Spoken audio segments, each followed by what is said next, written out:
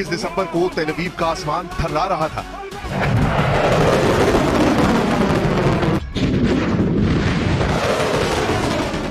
इक्कीस दिसंबर को इजराइल का खौफ देखिए, यमन से हुआ ये मिसाइल हमला देखिए।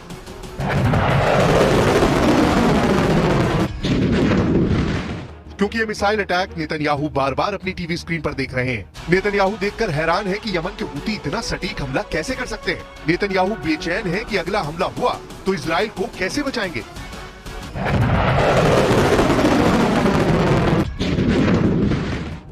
क्योंकि 21 दिसंबर को यमन के हूती ने तेल अवीव पर जिस मिसाइल से हमला किया, उसके आगे इजराइल का वर्ल्ड फेमस मिसाइल डिफेंस पूरी तरह फेल हो गया।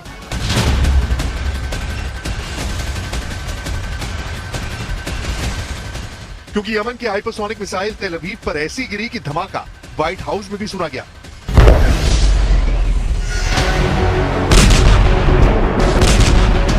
वो इसलिए क्योंकि इजराइल का नया डर 21 दिसंबर नहीं, अब 13 अप्रैल और 1 अक्टूबर वाला अटैक बनने जा रहा है।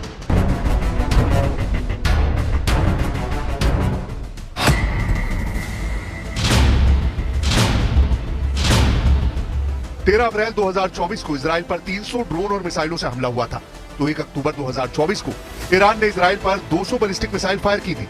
अमेरिका और इजराइल का नया डर यह है कि 13 अप्रैल को इजराइल का एयर डिफेंस जूझता हुआ नजर आया।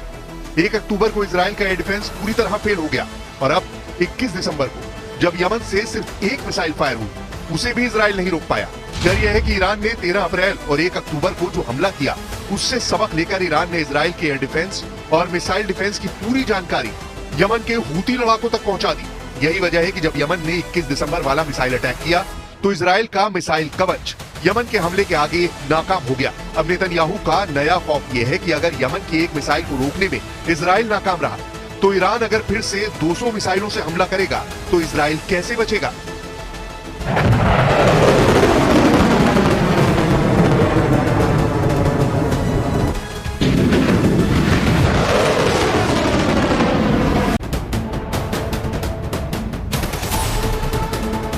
नेतन्याहू ईरान की मिसाइल टेक्नोलॉजी को लेकर इसलिए तनाव में है क्योंकि यमन से जो मिसाइल फायर की गई, उसे रोकने में अमेरिका से मिला थार्ड सिस्टम भी फेल हो गया। थार्ड सिस्टम अमेरिका का सबसे अचूक और दुश्मन के हर वार को रोकने की सबसे बड़ी गारंटी माना जाता है। अमेरिका ने यह सिस्टम दुनिया के उन कोनों में तैनात किया हुआ है जहां उसे सबसे ज्यादा खतरा नजर आता है। इसलिए जब यमन की मिसाइल के आगे थार्ड फेल हो गया, यानी थार्ड भी इजराइल को नहीं बचा पाया, जब इजराइल का अपना arrow missile defence system fail हो गया, जब इजराइल का David sling air defence system नाकाम हो गया और जब इजराइल का मिस्टर भरोसेमंद आयरन डोम भी नाक रगड़ता हुआ नजर आया।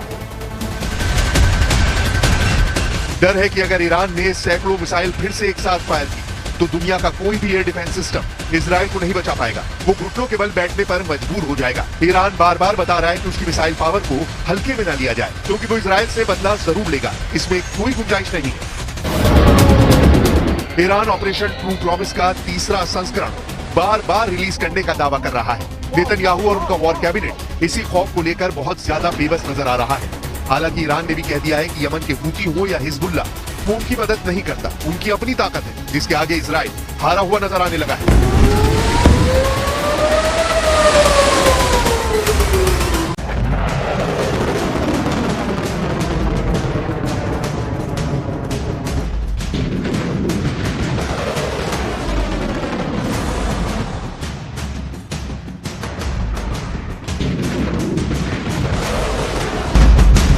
इसमें कोई शक नहीं कि अब तक इजराइल के एरो और आयरन डोम दुनिया में मशहूर हुए। ये इजराइल की बहुत ही सटीक एयर डिफेंस सिस्टम माने जाते हैं। आयरन डोम ने अब तक हमास की तरफ से दागे हुए हजारों रॉकेटों को मार गिराया है, लेकिन उसके सामने अब बड़ी मिसाइलों का चैलेंज है, जो ईरान के पास भी है और यमन के हूती लड़ाकों के पास भी।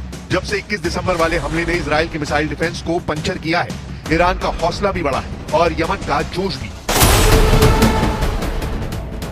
दोनों के पास बैलिस्टिक मिसाइल है जो इजराइल को अपनी रेंज में रखती है।